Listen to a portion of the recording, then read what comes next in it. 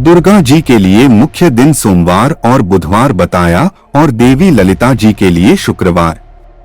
जो व्यक्ति शुक्रवार को ललिता देवी के सहस्र नामों का पाठ करता है उसे सभी कामनाओं की प्राप्ति होती है और वह सर्व सौभाग्य से संयुक्त होता है।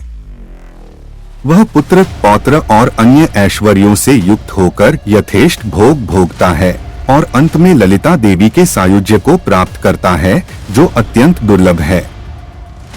जो व्यक्ति 1000 संध्यापूत ब्राह्मणों को ललिता सहस्रनाम के पाठ कराने की व्यवस्था करता है और उनको पवित्र हविष्यान्न भोजन कराता है, उन्हें खीर पुआ और षड्रस भोजन खिलाता है, ललिता देवी उसे प्रसन्न होकर अपना साम्राज्य प्रदान करती हैं। उस व्यक्ति के लिए तीनों लोकों में कुछ भी दुर्लभ नहीं रहता। ललिता देवी साधक को भोग और मोक्ष दोनों ही प्रदान करती हैं। इनका भक्त साक्षात शंकर और विष्णु के समान हो जाता है, ऐसा शास्त्र वचन है। पर निष्काम भाव का भजन ही यथार्थ कल्याण करता है, यही एकमात्र सत्य है। सकाम तो दुकानदार का सौदा मात्र है, जिससे आगामी कोई भी शाश्वत सुख नहीं। इसी कारण कहा है कि जो व्यक्ति निष्काम भाव से ललिता सहस्रनाम का पाठ करता है उसे ही ब्रह्म ज्ञान की प्राप्ति होती है और वह बंधनों से मुक्त हो जाता है। धन की इच्छा रखने वाला व्यक्ति धन प्राप्त करता है, यश की इच्छा रखने वाला व्यक्ति यश प्राप्त करता है और विद्या की इच्छा रखने वाला व्यक्ति विद्या प्राप्त करता है। ललिता सहस्रनाम के समान कोई अन्य स्तोत्र नहीं है जो भोग और मोक्ष दोनों प्रदान करता हो।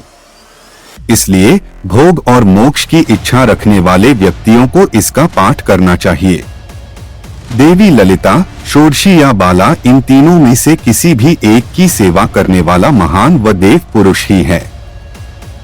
नित्य कर्मों के अनुष्ठान न करने और निषिद्ध कर्म करने से जो पाप उत्पन्न होता है वह सभी पाप ललिता सहस्रनाम के पाठ से शीघ्र ही नष्ट हो जाता है। जो भक्त नित्य ललिता सहस्रनाम का पाठ करता है, ललिता देवी उसे प्रिय होकर उसकी इच्छाओं को पूरा करती हैं। जो व्यक्ति 6 महीने तक भक्ति के साथ ललिता सहस्रनाम का पाठ करता है उसके घर में लक्ष्मी स्थिर रूप से निवास करती हैं। जो व्यक्ति 1 महीने तक प्रतिदिन 3 बार ललिता सहस्रनाम का पाठ करता है उसके जिह्वा पर सरस्वती नृत्य करती हैं। ललिता देवी के समान कोई देवता नहीं है और उनके मंत्र के समान कोई मंत्र नहीं है। ललिता सहस्रनाम के समान कोई स्तोत्र नहीं है। जो व्यक्ति ललिता सहस्रनाम को पुस्तक में लिखकर भक्ति के साथ उसकी पूजा करता है, ललिता देवी उस पर प्रसन्न होती हैं। अधिक कहने की आवश्यकता नहीं है, ललिता सहस्रनाम के समान कोई स्तोत्र सभी तंत्रों में नहीं है। इसलिए उपासक को आदर के साथ नित्य इसका पाठ करना चाहिए। जो भक्त महानवमी के दिन ललिता देवी की पूजा करता है और ललिता सहस्रनाम का पाठ करता है उसकी मुक्ति निश्चित है। इस प्रकार यह महात्म्य अद्भुत और अद्वितीय है। श्रीयंत्र पर देवी की पूजा विशेष फल देती है। अपने अपने शाक्त गुरु की आज्ञा से यह पाठ करने पर देवी का शीघ्र वर प्राप्त होता है। यस्तु नाम सहस्त्रेण शुक्रवारे समर्चयेत् चक्रराजे महादेवी तस्य पुण्यफलं श्रेणु सर्वान् कामान् वाप्यः सर्वसौभाग्य संयुतः पुत्र पौत्रादि संयुक्तो भुक्त्वा भोगान् यथेप्सितान् अन्ते श्रीललिता देव्याः सायुज्यमति दुर्लभम् प्रार्थनीय शिवाद्यैश्च प्राप्नोत्येव न संशयः।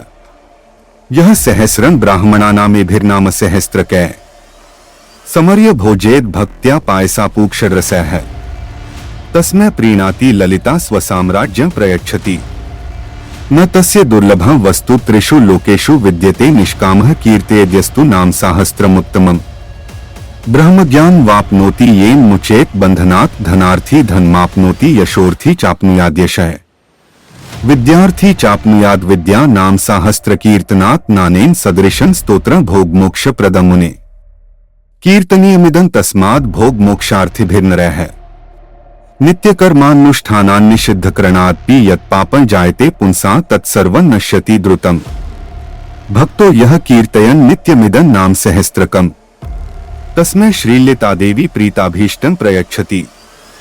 यह पठेन् नाम सहस्रं षण्मास भक्ति संयुतम् लक्ष्मीश्चाञ्चल्यर्हिता सदा तिष्ठति तद्गृहे। मासमेकं प्रतिदिनं त्रिवारं यह पठे नरः भारती तस्य जिह्वाग्रे रंगे नृत्यति नित्यशः। श्रीमंत्रराज दृशो यथा मंत्रो न विद्यते देवता ललितातुल्या यथा नास्ति घटोद्भव रहस्य नाम सहस्त्रतुल्या नास्ति तथा स्तुतिः। लिखित्वा पुस्तके यस्तु नाम सहस्त्रमुत्तमं समर्चयेत् सदा भक्त्या तस्य तुष्यति सुंदरी।